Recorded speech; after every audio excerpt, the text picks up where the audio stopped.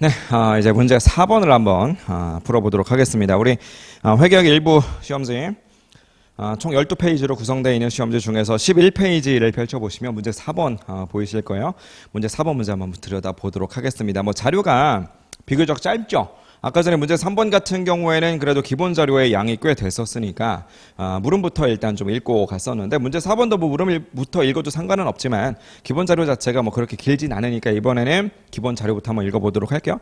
일단 기본 자료 읽기 전에 위에 보니까 상호 독립적이다라고 하는 말, 이 말도 되게 중요한 말이라고요. 각 물음마다 이제 독립적이기 때문에 서로 상관없이 기본 자료만 가지고 풀면 된다. 별 말이 없으면 이렇게 해석하시면 되겠지. 자, 기본 자료를 한번 들여다보니까 A라는 제품을 생산해서 판매를 하고 있는데요. 안정적인 시장 환경을 가지고 있어서 4,500단위 정도의 제품 A를 생산 판매량을 기준으로 해서 예산을 편성하고 있대요. 그러니까 예산과 관련된 데이터를 지금 던져주고 있는 거죠. 그럼 예산 관련된 데이터를 던져주는 챕터는 우리 입장에서는 뭐 표준 원가 계산이라든지 혹은 뭐 종합 예산이라든지 뭐 그런 주제들 중에 하나겠네요. 그죠?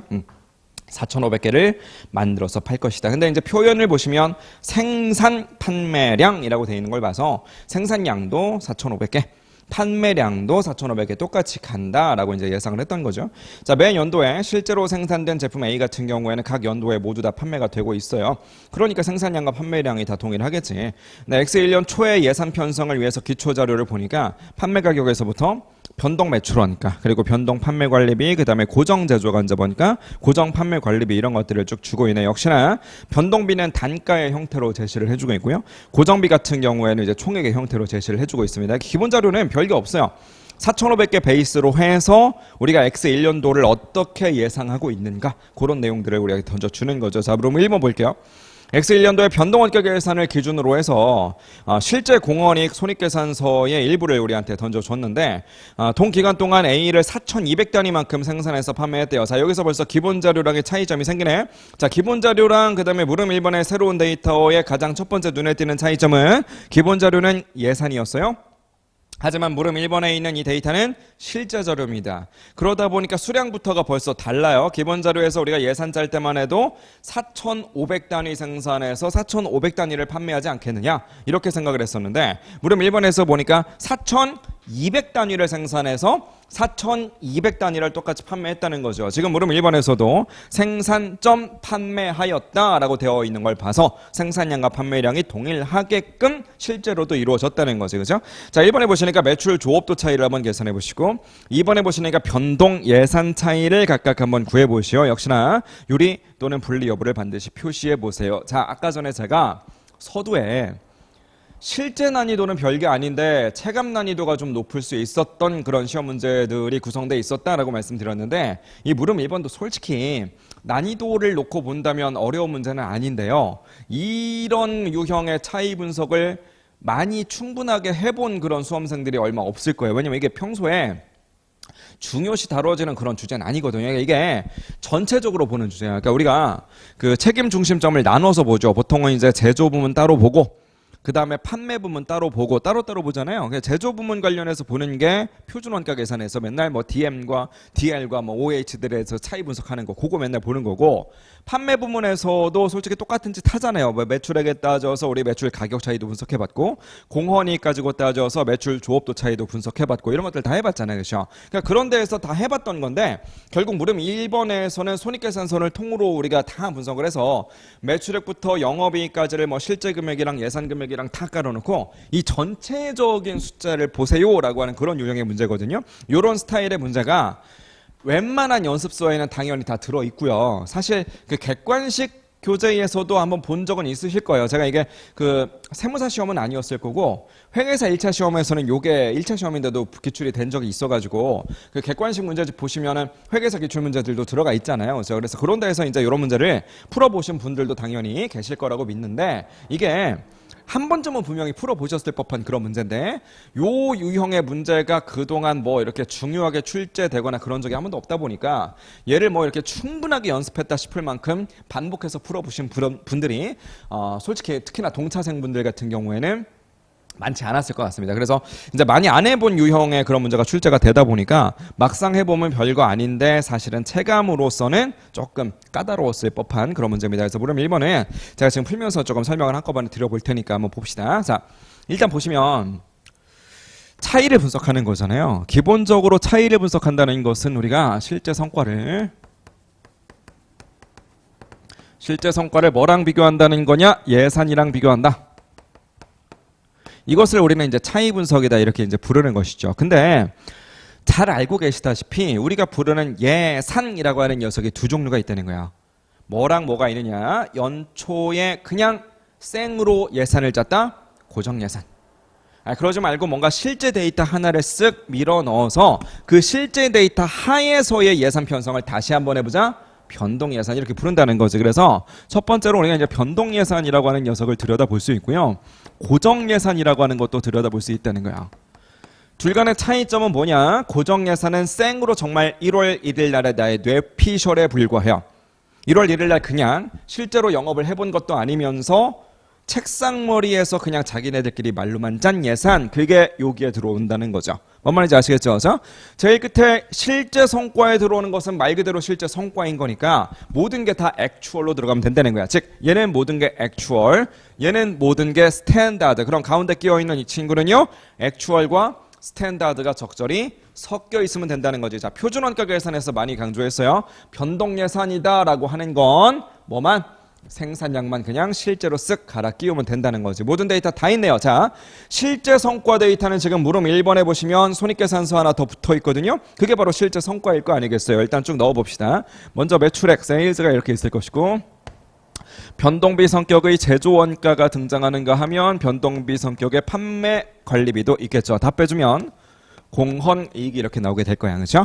자, 이제 고정비를 좀 마저 빼줄까요? 고정비는 고정 제조간접원가가 있는가 하면 고정 판매 관리비라고 하는 것도 이렇게 있는 거죠. 그래서 이 모든 것들을 다 차감해주면 우리는 그것을 영업이익이다라고 부르고요. 실제 성과 관련된 데이터들은 문제에서 자료를 다 줬어요. 매출액 92만 4천 원 적어볼게요. 변동 제조원가랑 변동 판매 관리비 344400,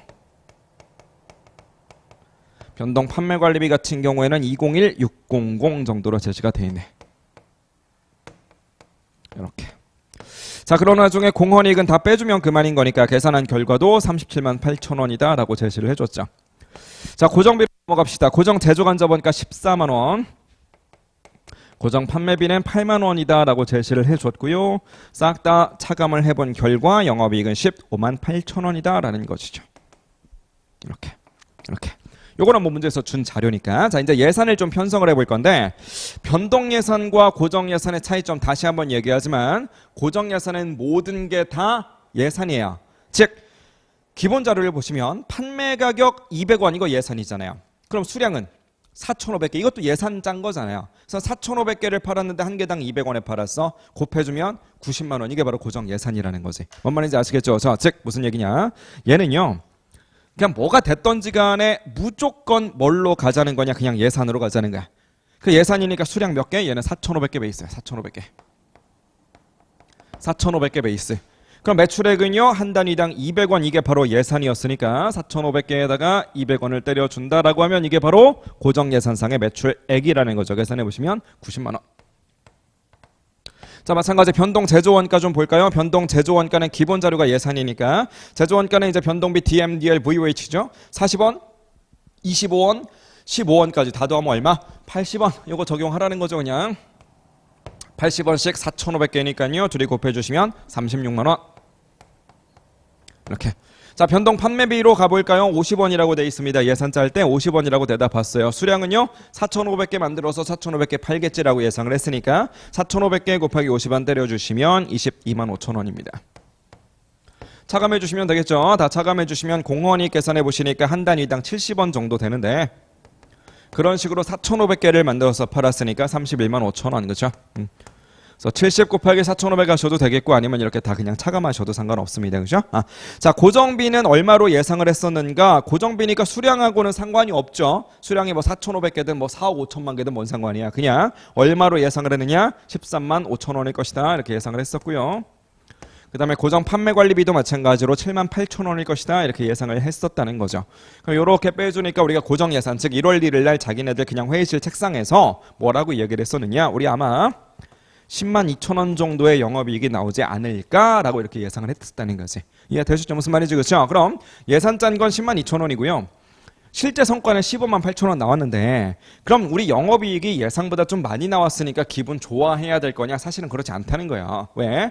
애시당초 우리가 비교 대상 자체가 실제 성과라는 것도 수량이 몇 개 베이스겠어요. 실제로 우리가 만들어서 판 건 4,200개잖아요. 그렇죠? 그러니까 이게 4,200개 베이스인데 색깔을 좀 맞춰보면 얘가 지금 4,200개 베이스인데 요 녀석은 지금 4,500개 베이스니까 4,500개 베이스로 짠 거랑 4,200개 베이스로 나온 성과랑 둘을 그냥 단순 비교를 한다. 이거는 솔직히 말해서 별로 의미가 없더라는 거지. 그래서 등장하는 것이 바로 뭐냐면 변동 예산이라는 거야. 그럼 변동 예산에서는 뭘 맞춰버리느냐? 수량은 그냥 4,200개로 통일을 시켜주자는 거죠. 아니 4,200개만 만들어서 판대는 뭔가 그럴 만한 이유가 있었겠지. 그렇죠? 뭐 시장이 우리 생각보다 좀 쪼그라들었다든지 그렇죠? 뭐 여러 가지 이유가 있었으니까 일단 그냥 정말로 우리가 4,200개를 만들어서 팔았는데 이 세부적인 항목들이 우리 예상대로 그냥 그대로 갔다면 원래는 손익계산서가 이렇게 생각했어야 되는데 실제로 뚜껑 열어보니까 이렇게 나오더라. 그럼 얘네들 둘 간에 이렇게 비교를 해주는 게 더 의미가 있을 거 아니겠어요?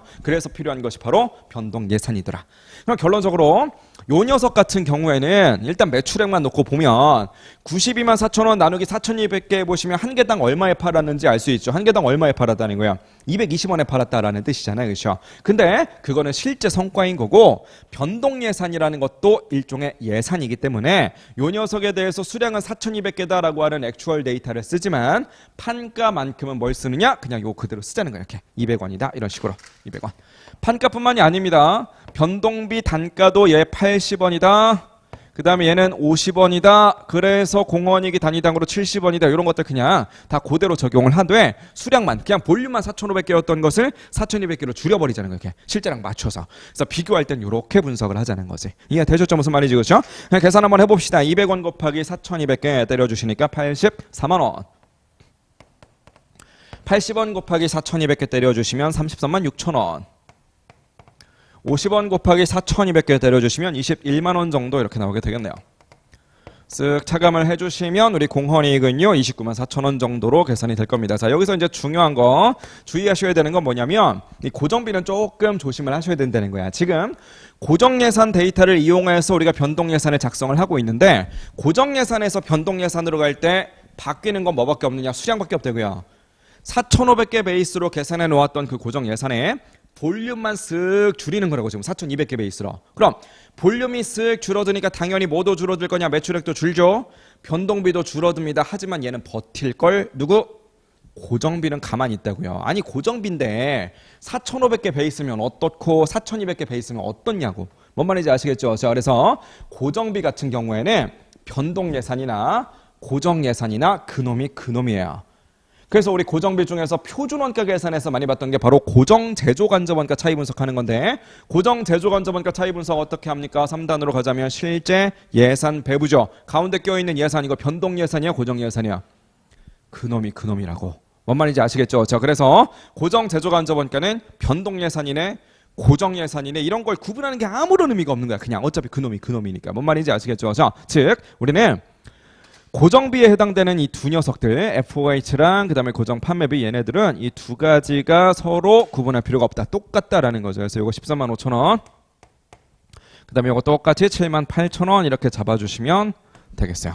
계산해 주시면 영업이익은 얼마가 나올 거냐? 8만 1천 원쯤 나온다는 것이고 결론적으로 우리가 지금 물어본 것 중에 하나가 변동예산 차이였었는데 그 변동예산 차이라는 것은 이 영업이익 둘 간의 이 차이를 얘기합니다. 이렇게.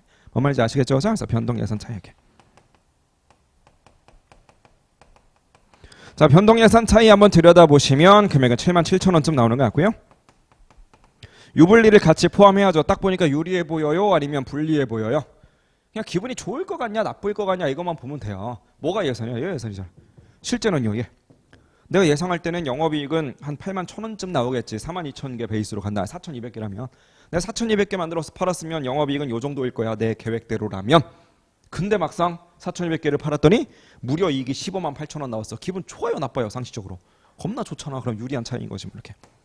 페이버러블 하다 이렇게 하시면 돼요. 이해되셨죠? 무슨 말 하는 건지. 그렇죠? 자, 참고로 우리는 그동안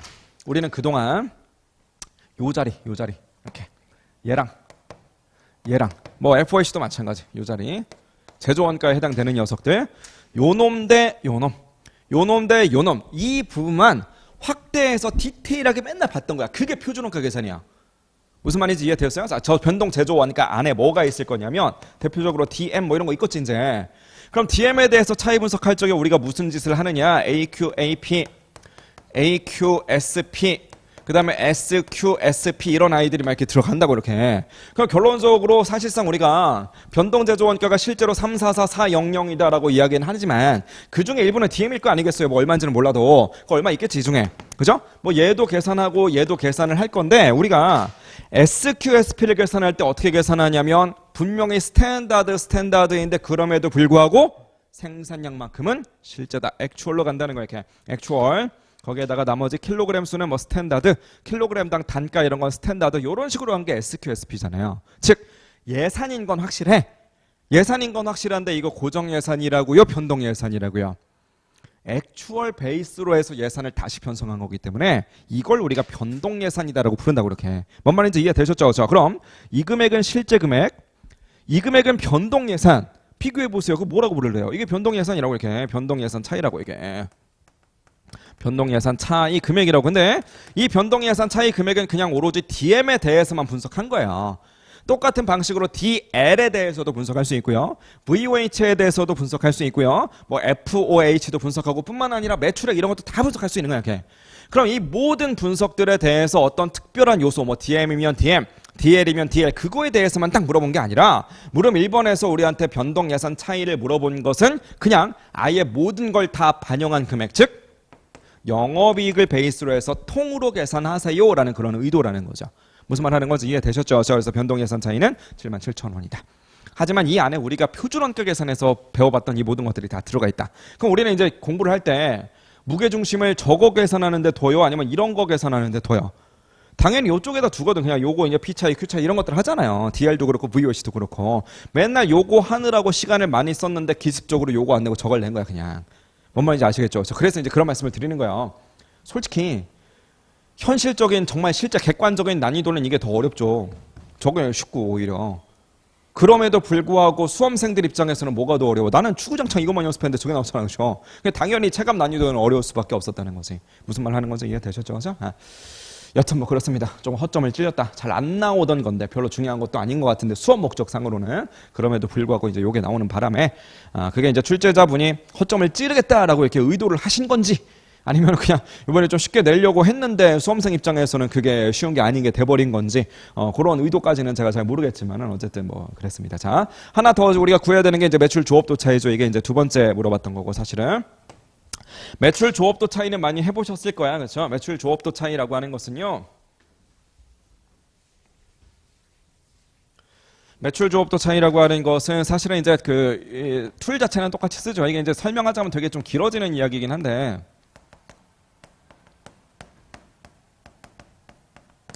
이 매출액을 가지고 요 금액을 계산하고 요 금액을 계산해서 둘 간의 차이를 구해준다라고 하면 그걸 뭐라고 부를 거냐면 우리가 매출 가격 차이다 이렇게 부르잖아요. 이렇게. 자, 근데 이제 공헌이익 베이스로 해가지고 요 금액을 계산하시고 그 다음에 요 금액을 계산하시고 그런 다음에 요렇게 둘 간의 차이를 뽑아주면 우리가 이제 매출 조업도 차이라고 이렇게 부르는 거잖아요. 그렇죠? 그러니까 이 문제에서 지금 동그라미 1번에서 매출 조업도 차이 구하세요라고 하는 것은 그냥 얘를 구하라는 거야. 이렇게 얘를. 뭔 말인지 이해되셨죠? 그렇죠? 그럼 이 매출 조업도 차이라고 하는 것은 이 공헌이익 라인 요 놈들 이렇게 요 놈들 어떻게 구워 삶으면 좀 나올 것 같긴 한데 일단 결론부터 말씀드리면 매출 조업도 차이가 이거예요. 이렇게 둘 간의 차이. 이렇게 둘 간의 차이. 이게 매출 조업도 차이예요. 이렇게. 그러니까 294,000원하고 315,500원하고 이렇게 둘 간의 차이인데 일단 계산부터 해놓고 가면 21,000원 정도 차이 나거든요. 이게. 유리하겠어요? 아니면 불리하겠어요? 딱 봐도. 얘는 아예 생예산. 얘는 그래도 조금 실제 반영됐다. 그렇죠? 그래서 왼쪽으로 가면서 더 실제거든요. 근데 실제 금액이 더 작네. 내가 예상한 것보다 실제가 더 작으니까 공헌이익인데 작으니까 기분 어떻게 했어요? 이게 원가였으면 몰라도 공원 이익인데 실제가 더 작으면 기분 나쁜 거지. 그래서 unfavorable하다. 불리한 차이다. 일단 결론은 이거예요. 결론은 이건데 이게 이제 그 솔직히 설명드리자면 꽤 길어지는 이야기라서 지금 강평강에서 할 만한 이야기는 아니긴 한데 그래도 일단 기본적으로 좀 봅시다. 우리가 그 요 녀석 있죠. 요 녀석 요게 그 표준원가 계산에서는요. 즉 표준원가 계산이라고 하면 보통 이제 제조 부문 쪽에다 포커스를 맞춘 거죠. 이렇게 제조 부문에 대해서 분석할 때 그때는 이게 뭐냐 이게 변동예산이에요. 변동예산. 왜냐면 이게 그 액추얼로 맞추거든. 아까 전에 봤던 것처럼 SQSP인데도 불구하고 생산량만큼은 실제로 이렇게 끼워버리거든요. 무슨 말인지 이해되셨죠? 자, 근데 이 똑같은 이 SQSP라고 표기는 이렇게 똑같이 하는데 이게 이제 판매 부문과 관련된 성과평가 있죠. 판매 부문 성과평가 이쪽에서는 이게 변동 예산이 아니라 이게 고정 예산이에요, 사실은. 이렇게. 그냥 이게 근본적으로 왜 차이가 있냐면 그 제조 부문에 대해서 성과평가할 때는 얘가 이제 효율성을 체크하는 거거든요. 효율성을 체크하는 건데 여기는 이 판매 부문에 대해서 우리가 평가할 때는 누구를 보는 거냐면 효과성이라고 하는 것을 체크를 해요. 효과성 이렇게. 그러니까 이게 효율하고 효과는 이게 다르거든요. 효율과 효과가 어떻게 다른 거냐? 그냥 말로만 빠르게 할게요. 내가 공부 계획을 짰어. 10시간 공부해야지. 스탑워치로 10시간 찍어야지. 근데 8시간밖에 공부를 못한 거야.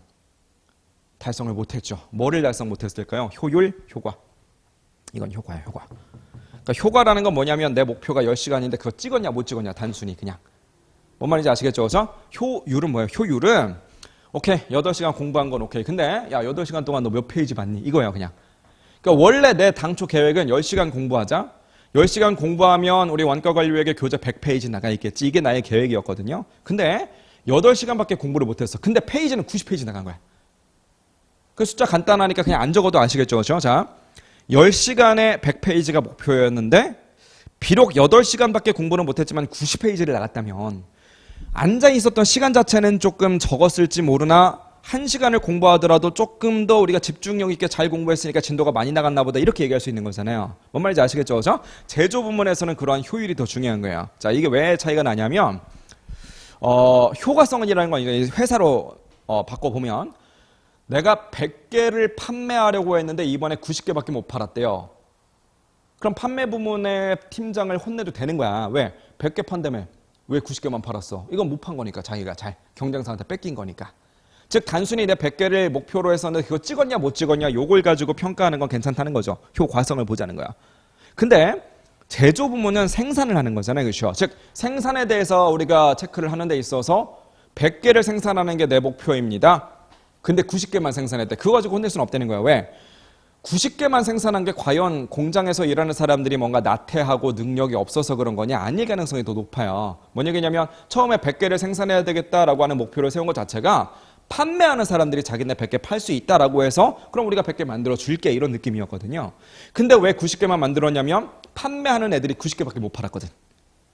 팔리는 게 90개 뿐인데 내가 못하러 100개를 만드냐 이거지. 뭔 말인지 아시겠죠? 자, 그래서 생산 쪽, 제조 부문 쪽에 평가를 할 때는 100개를 만들려고 했는데 90개만 만들었다. 그거 가지고 시비 걸진 않아요. 오케이, 네가 어쩔 수 없이 90개를 만들었구나. 근데 그 안에서 퀄리티를 보자. 90개 만드는 데 있어서 재료 몇 킬로그램 부었니? 시간 몇 시간이나 썼니? 그런 걸 보자는 거니까 얘는 효율성이라고 이렇게.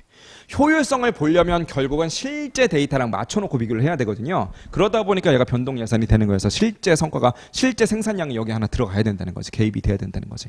이해되셨죠? 근데 판매 부문 같은 경우에는 효과성을 보는 거니까 단순히 1월 1일 날 내 목표는 뭐였는데 실제로는 뭐다. 그냥 이렇게만 비교하면 돼요. 그래서 우리가 판매 부문에서 차이 분석을 할 적에 SQSP에 해당되는 게 바로 고정 예산이고요. 그래서 우리가 이런 식으로 매출 조업도 차이를 분석하는 건 판매 부문에서 이제 공원이익을 보는 거잖아요. 그렇죠? 그래서 그때 우리가 이 녀석은 고정 예산입니다. 그러다 보니까 이 고정 예산인 31만 5천 원. 그리고 우리가 변동 예산의 실제 베이스로 29만 4천 원. 그럼 얘네 둘 간의 차이라는 것은 볼륨의 차이인 거냐? 볼륨의 차이.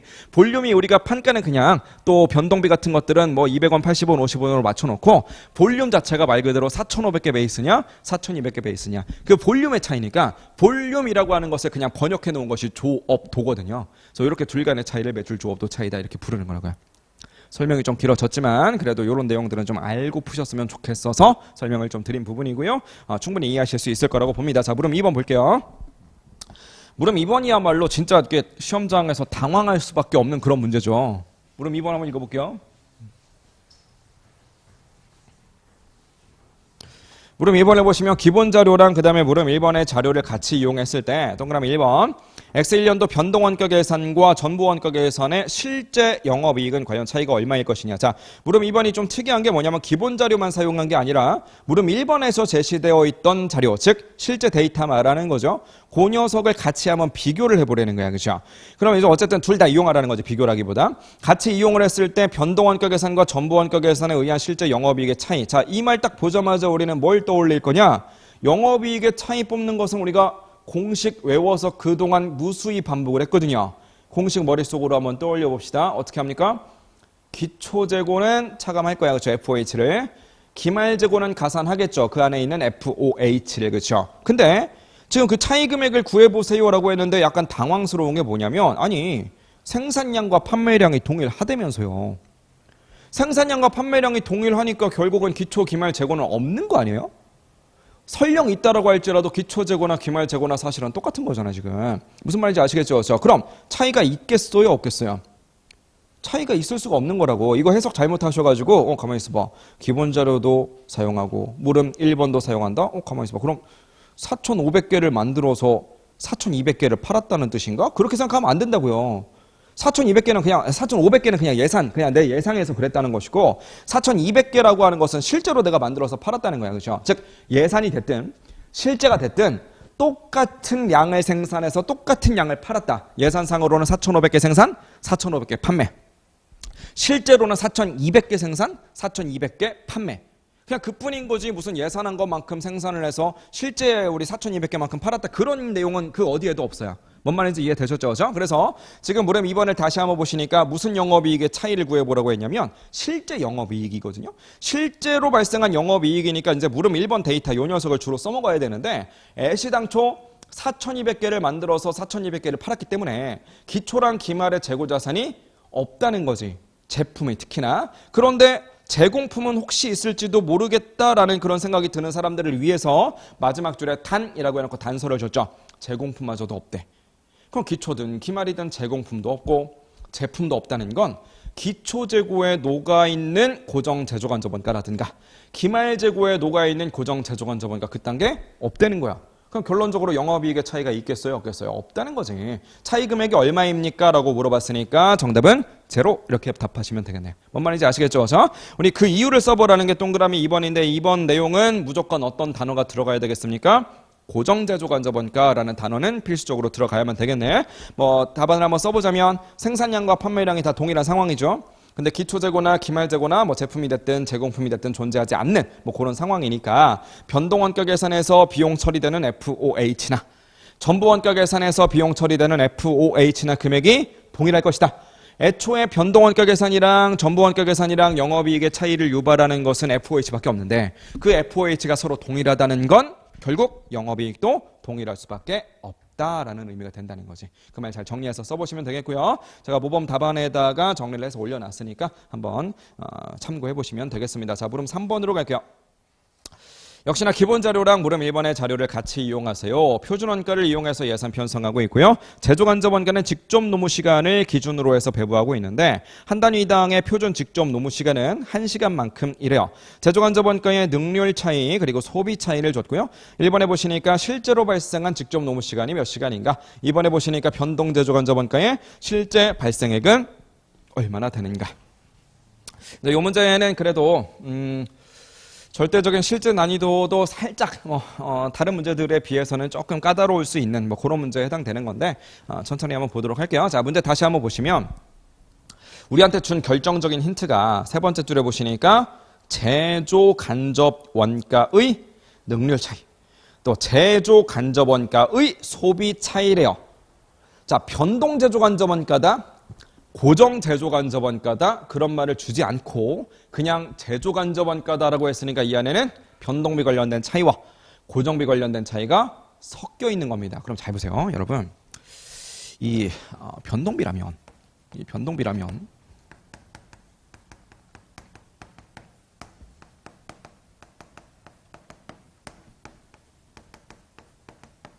이렇게 세 가지 금액을 뽑아 놓고요. 요 차이를 뭐라고 부를 거냐면 소비 차이라고 부르죠. 요 차이를 뭐라고 부를 거냐면 이걸 능률 차이다라고 이렇게 부르거든요. 그죠?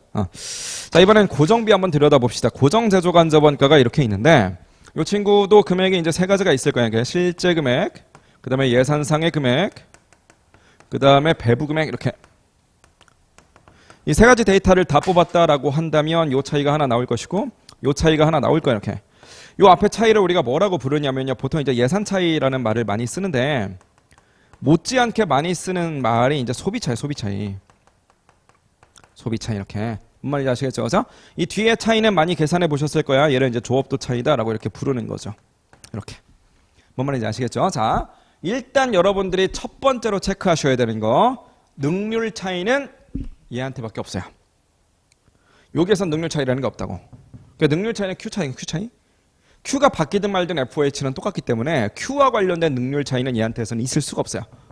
결론적으로 우리한테 지금 제조 간접 원가의 능률 차이가 1,500원 분리했다라고 이렇게 자료를 줬는데 그냥 표현을 제조 간접 원가의 능률 차이라고 해줬지만 이건 어떻게 해석하셔야 되느냐? 변동 제조 간접 원가의 능률 차이다라고 해석해야 돼요. 왜? 능률 차이를 갖고 있는 건 변동 제조 간접 원가지 고정 제조 간접 원가는 그런 게 애초에 있을 수가 없는 거니까. 이해되셨죠? 그렇죠? 결론 우리 1,500원 분리하다라고 하는 녀석은 이 친구를 의미하는 거네요. 1,500원만큼이 분리하더라. 문제는 소비 차이야. 소비 차이. 제조 간접 원가의 소비 차이다라는 표현을 썼거든요. 제조 간접 원가의 소비 차이는 그럼 얘일까요? 아니면 얘일까요? 좀 이게 문제에서 준 게 3,500원 분리한 차이를 줬는데 3,500원 여기다 쓰시겠어요? 아니면 여기다 쓰시겠어요? 소비 차이는 변동 제조 간접 원가의 소비 차이다. 고정 제조 간접 원가의 소비 차이다. 그런 말 안 줬잖아요. 그냥 제조 간접 원가의 소비 차이라며. 그럼 뭐겠어? 제조 간접 원가라는 건 얘네들 합친 거예요. 결론적으로 소비 차이 얘랑 둘이 있는데 합쳐서 3,500원이 분리했다라는 걸 주는 거야. 이해되셨죠? 무슨 말인지. 그죠? 아니 그럼 이걸 어떻게 푸냐? 3,500원 중에 얘가 얼마인지 얘가 얼마인지를 모르는데 그걸 어떻게 푸느냐? 풀 수 있는 좋은 방법이 있죠. 어떤 방법을 쓰면 되느냐? 3분법을 쓰면 돼요. 3분법이라는 건 이런 것이 이제 생각을 해보세요. 방금 봤다시피 얘도 소비 차이고 얘도 소비 차이인데 얘네 둘이 합쳐서 분석을 한다는 건 금액끼리도 합친다는 거야. 얘랑 합친 금액을 또 얘랑 합친 금액을 따로 뽑는 거야. 이렇게 합친 금액과 합친 금액 이 둘을 이렇게 비교하면 당연히 얘랑의 차이가 한꺼번에 들어가겠지. 이렇게 뭔 말하는 건지 이해되셨어요? 자, 다시 한번 차이를 내고 그 차이끼리 합치나 합친 금액과 합친 금액끼리 차이를 내나 결론은 당연히 동일하겠지. 뭔 말인지 이해되셨죠? 그렇죠? 강의실에 남학생이 있고 여학생이 있다라고 쳐보세요.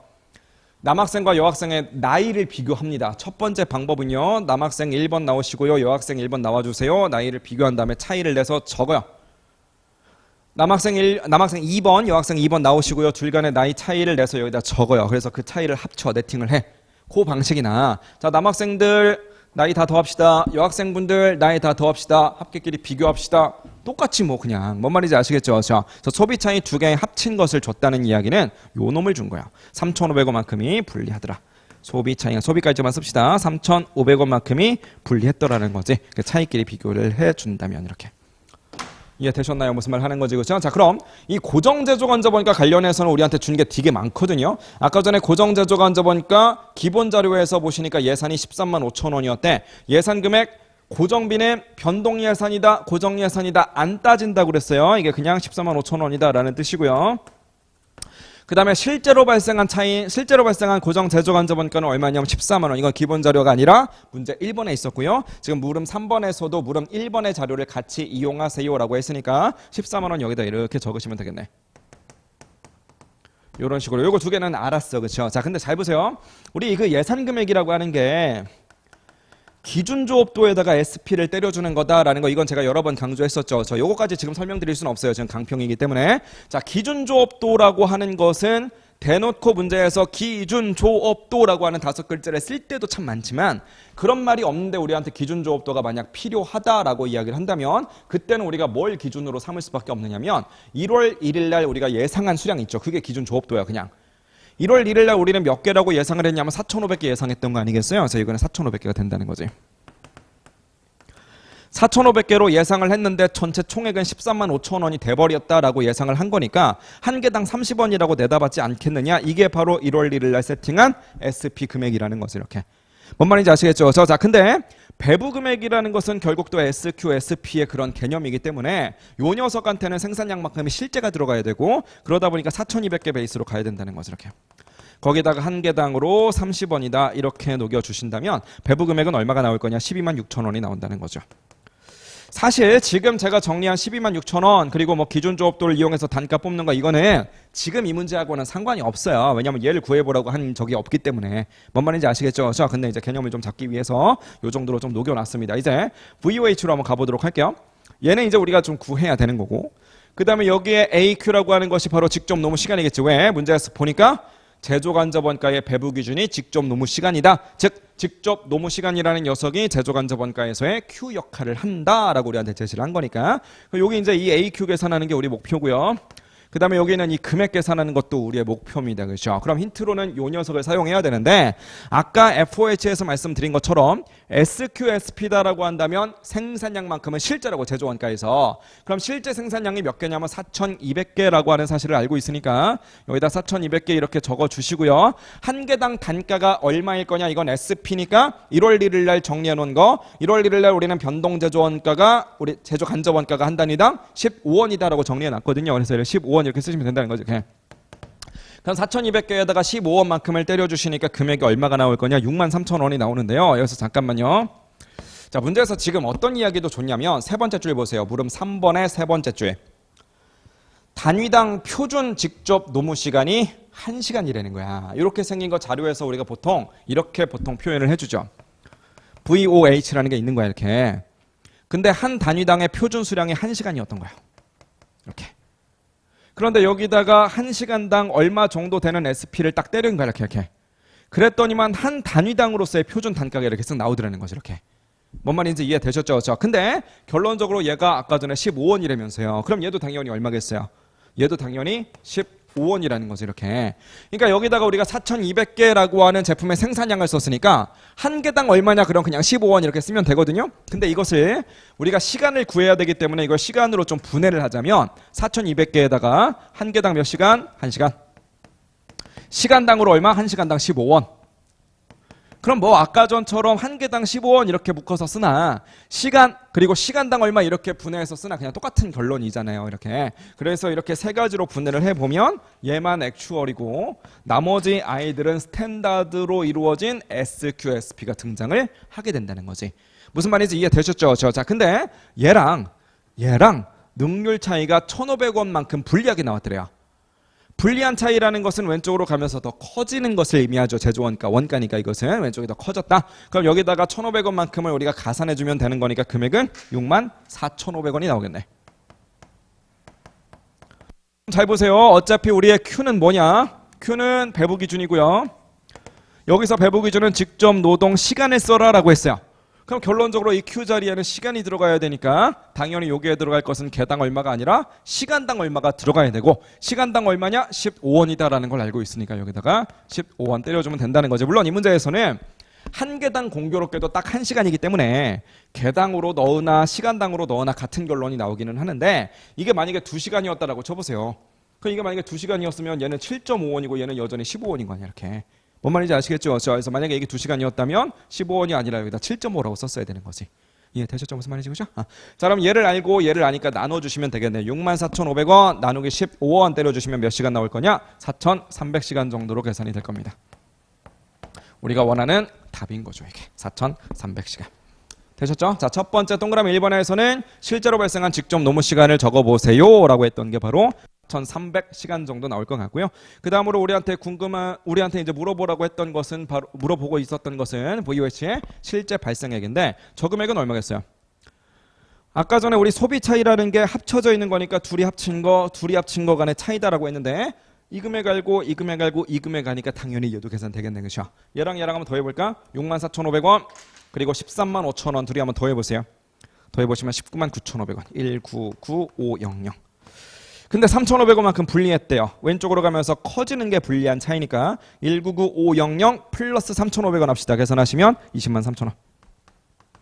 자, 203,000원이라는 금액의 정체는 뭐냐면요. 얘랑 둘이 더한 게 203,000원이거든요. 그럼 결론적으로 여기에서 요 놈을 빼주면 나머지가 변동비계내 계산하시면 63,000원쯤 나오겠네. 그래서 이게 이제 동그라미 2번의 답인 거죠. 그래서 이게 이제 1번, 이게 2번. 요 정도로 답하시면 되겠네. 그래서 이제 물음 3번이 이제 조금 까다로운 그런 문제이기는 한데, 여튼 뭐 충분히 여러분들이 연습하시면 풀 수 있는 그런 문제라고 보니까 연습 한번 해보시기 바랍니다. 자, 물음 4번으로 넘어갈게요. 올해 출제된 문제에서는 조금 주의해야 될 상황 중에서 이런 것들도 있었죠. 물음 그 2번 같은 경우랑 물음 3번 같은 기본 자료와 그 다음에 물음 1번 자료 이 두 가지를 같이 활용하세요 라고 제시를 했는데, 물음 4번에서는 기본 자료만 보라고 돼 있어요. 그러니까 물음 4번을 푸는 데 있어서는 물음 1번에서 줬었던 그 실제 데이터 그건 거들떠도 보지 말라라고 해석을 하셔야 됩니다. 그러니까 이런 해석들이 그냥 여러분들이 공부하시던 평상시 그 책상 거기에서 그냥 진득하게 앉아가지고 우리가 고민을 하는 거다 그러면 이런 해석 충분히 하는데, 시험장에서는 이런 것들 하나하나가 다 우리를 멘붕에 빠뜨리는 그런 요인들이거든요. 그래서 이제 그런 부분들을 좀 대비를 하셔야 돼요, 사실은. 그죠? 자, 어쨌든 기본 자료만 딱 들여다봤을 때 X1년 초의 세무는 기존에 있었던 제품 라인에다가 제품 B를 추가할 것으로 고려하고 있대요. 지금 A밖에 없었죠. 자, B가 추가 생산 판매되더라도 A의 단위당 판매 가격이라든가 변동원가는 똑같을 것 같대요. 고로 공헌이익도 동일하겠지. 자, B의 단위당 예산상의 공헌이익은 80원이었었고요. A와 B의 판매량 기준으로 배합 비율은 7대 3 정도 나온답니다. 근데 A의 예산상의 손익분기점의 수량은 4067 단위 정도 되고요.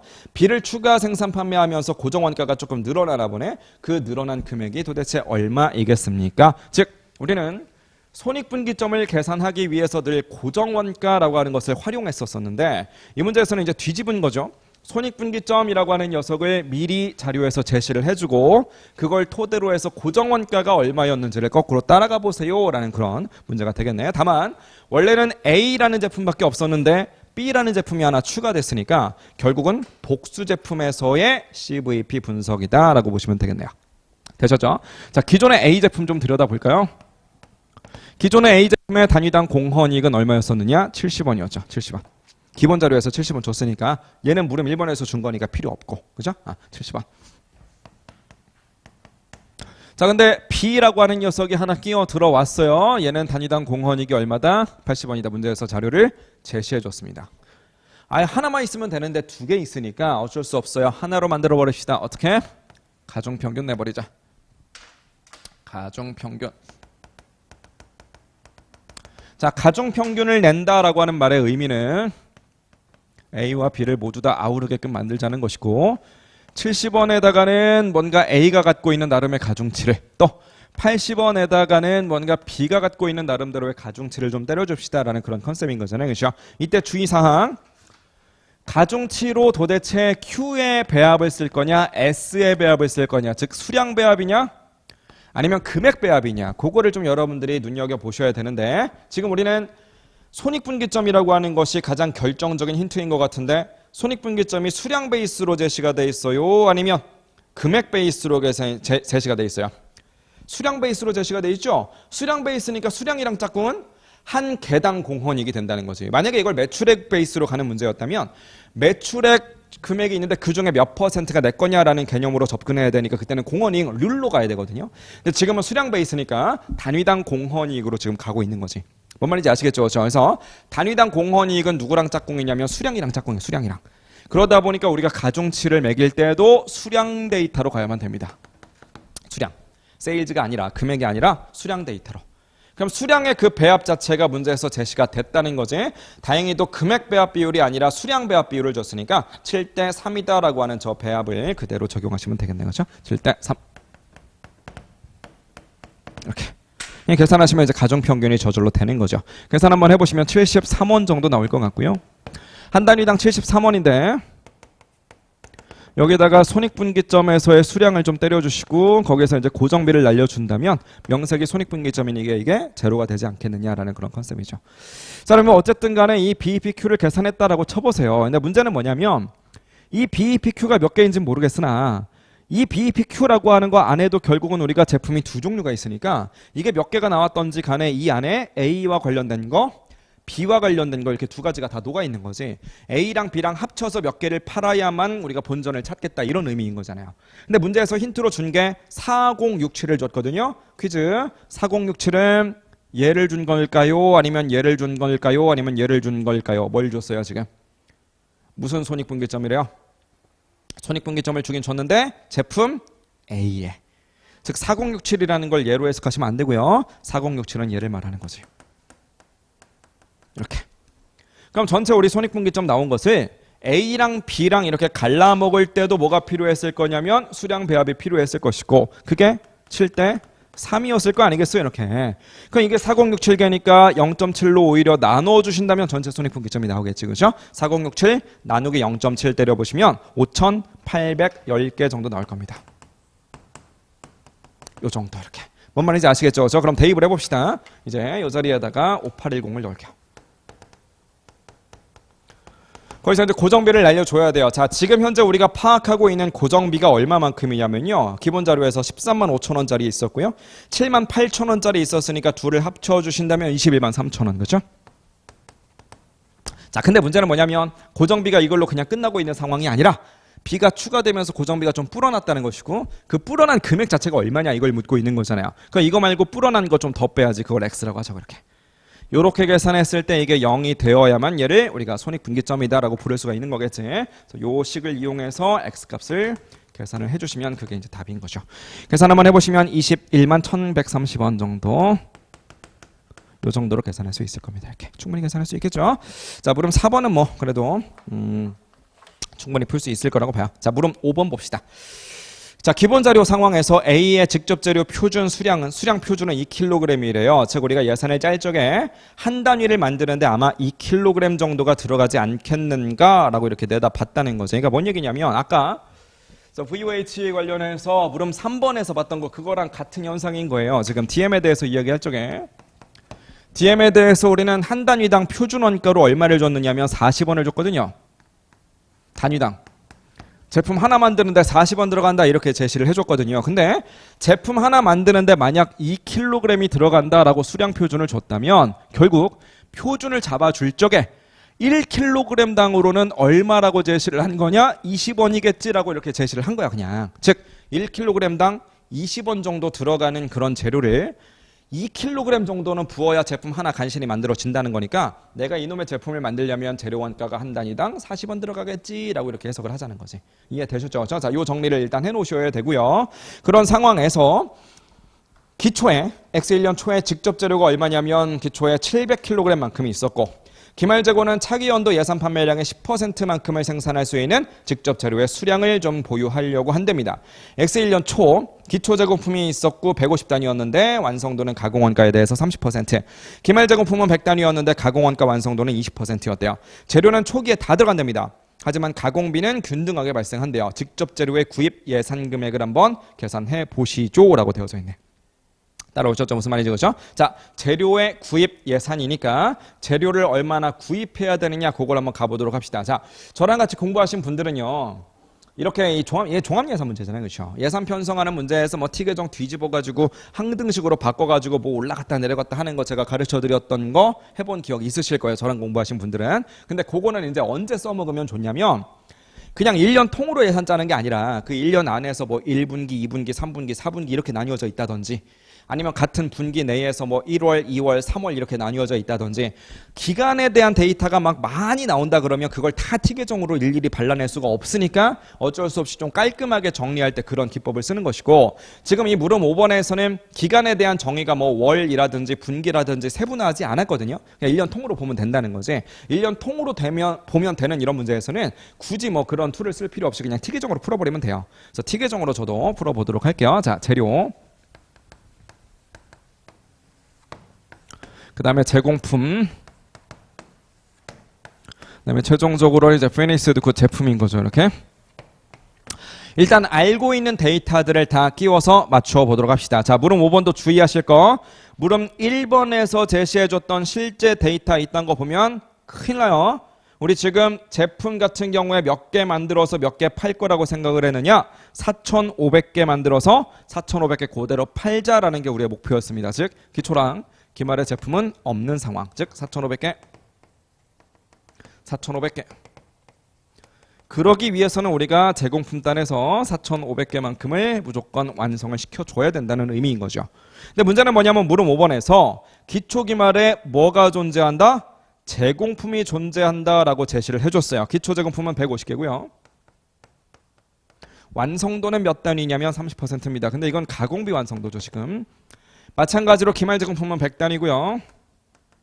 가공비에 대한 완성도는 지금 20%다라고 이렇게 제시를 해줬습니다. 그러거나 말거나 물량끼리는 차대가 맞아야 되는 거니까 몇 개를 착수했느냐라는 것을 한번 들여다보신다면 우리는 4,450단위다라는 것을 알 수 있다는 거지. 이렇게. 무슨 말인지 아시겠죠? 자, 이제 재료 쪽으로 갑시다. 재료, 기초에 700kg이 있었다라는 것을 줬어요. 이렇게.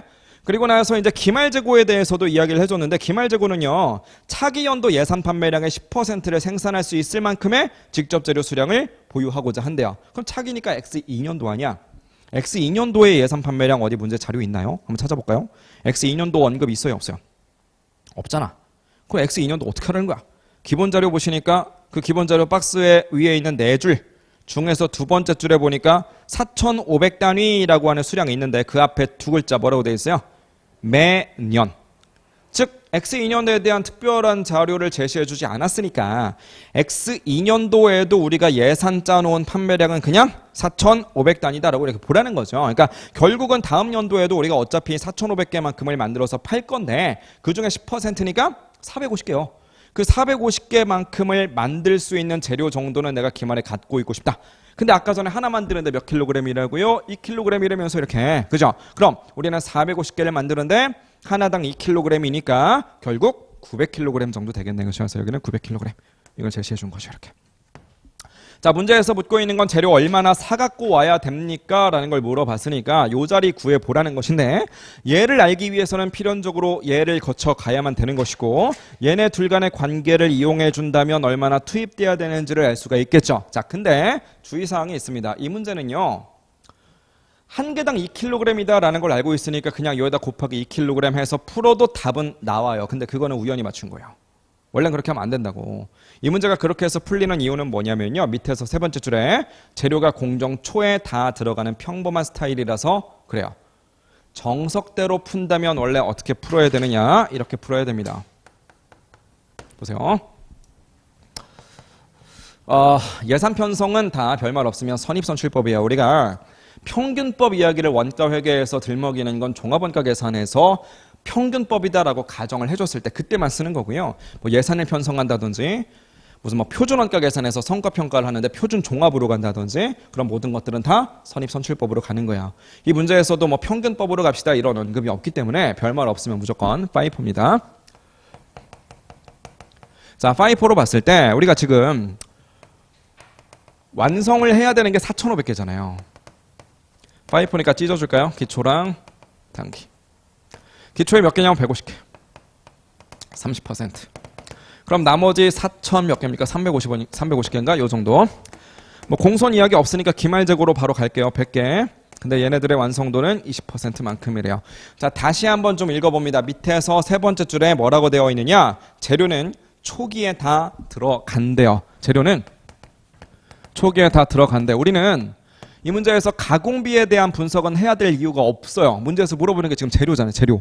재료니까 가공비는 다 그냥 제껴버리고요. 재료비에 대해서만 체크를 하면 되는데 150개가 작년에 30%까지 진행이 돼 있는 상황. 근데 시작하자마자 재료를 붓는다면 재료가 들어간 건 저번 기겠죠.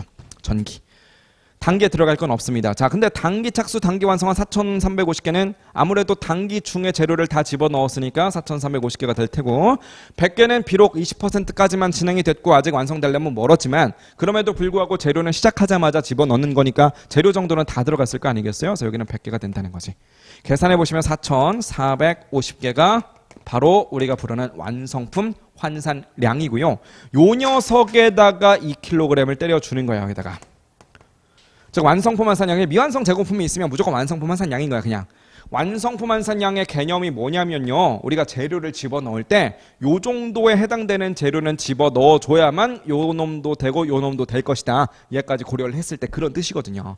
뭔 말인지 아시겠죠? 그러니까 결국은 이러나 저러나 이것도 4,450개고 얘도 4,450개니까 설령 이것을 못 떠올렸다라고 할지라도 여기다가 2kg 때려주면 얘는 나오기 마련인데요. 이 문제는 재료가 0에 들어가니까 다행인 거지. 예를 들어서 A 재료도 있고 B 재료도 있대. 근데 B라고 하는 재료는 이게 뭐 0에 들어가는 게 아니라 뭐 애매하게만 50 이때 들어간대요. 그 50에 들어간다 그러면 이거 4,450개 안 나올 거 아니야, 그렇죠? 어쨌든 나오는 거 요거를 계산한 다음에 거기다 2kg 때리는 거라고 그렇게. 뭔 말인지 이해되셨죠? 어쨌건 4,450에다가 2kg만큼을 좀 때려 주신다면 킬로그램 수는 8,900kg 정도 되겠네요. 이렇게. 자, 그럼 요 안에서 이제 차대를 맞춰주면 그만인 거죠. 재료를 얼마나 매입해야 되느냐? 9,100kg 정도를 좀 매입을 해주자. 자, 근데 또 하나 주의할 점. 9,100이라고 하는 숫자를 구해냈다라고 해서 여러분들 답안지에 만약에 9,100kg 끝 이렇게 했으면 점수를 다 맞지는 못해요. 절대로. 이 문제가 4점짜리잖아요. 채점하시는 분의 어떤 그 성향에 좀 달려있겠지만 4점은 줄 리가 없고요. 1점, 2점, 3점 중에 하나를 주겠지. 경우에 따라서 채점자가 그날 기분이 안 좋다. 그럼 그냥 빵점으로 줄 수도 있는 거야. 뭔 말인지 아시겠죠? 물론 뭐 가이드라인이 있겠지만 어디에서 지금 체크를 하나 더 해야만 되느냐? 마지막을 좀 보세요. 마지막에 보니까 뭘 묻고 있습니까? 직접 재료 얼마나 구입해야 되느냐라는 건데 구입 예산하고 괄호 안에 두 글자가 더 들어가 있네. 뭐래요? 금액으로 가요. 금액으로. 이건 수량이지 금액이 아니잖아요. 그럼 여기다가 이제 이걸 금액으로 돌려주려면 도대체 금액이 얼마냐? 킬로그램당으로. 이게 킬로그램이니까 킬로그램당 얼마 이거 곱하면 될 거 아니야, 그렇죠? 킬로그램당 얼마인가요? 퀴즈 20원인가요? 아니면 40원인가요? 1번 20원, 2번 40원. 당연히 킬로그램당이니까 20원으로 가야 되겠지. 이런 부분들 주의하시면 돼요. 이해되셨죠? 계산해 봅시다. 9,100 곱하기 20 때려주시니까 금액은 182,000원쯤 나오겠네. 그래서 여러분들 답안지에는요 182,000원이라고 하는 이 금액이 딱 들어가 있어야만 4점을 온전히 다 맞을 수가 있는 뭐 그런 문제라고 보시면 되겠습니다. 여튼 뭐 문제 4번 같은 경우에는 뭐 물음 3번 같은 것도 있고 다소 조금 까다로울 수 있는데 물음 1번도 뭐 솔직히 이제 수험생들 입장에서는 좀 어려울 만한 그런 문제일 수 있으니까 조금 뭐 체감 난이도가 높았을 거다. 그래서 아무래도 제가 통화했던 수험생분들마다 좀 힘들었습니다. 이렇게 얘기를 했던 것 같아요. 그래서 이제 수험생들의 심정도 당연히 이해가 됩니다. 근데 이게 그 출제하시는 분들이 우리가 열심히 공부했고 이런 사정을 다 배려해서 그래 너희들 열심히 했으니까 내가 어떻게든 맞추게 좀 해줄게.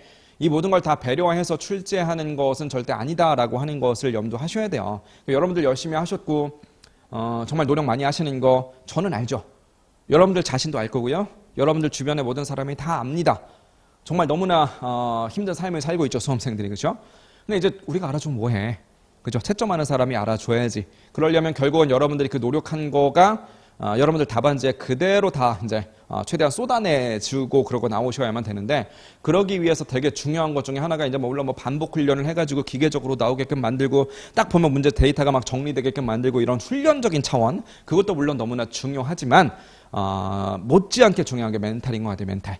멘탈이 좀 강해야만 이렇게 좀 처음 보는 유형의 문제라든가 아니면 아까 전에 문제 4번 풀면서도 보니까 무슨 뭐 기본 자료만 봐라. 기본 자료와 문제 1번을 물음 1번의 자료를 봐라. 이런 것들이 그냥 같이 보면 별것도 아닌데 시험장에서 보면 미쳐버리거든. 이런 것들 하나하나가.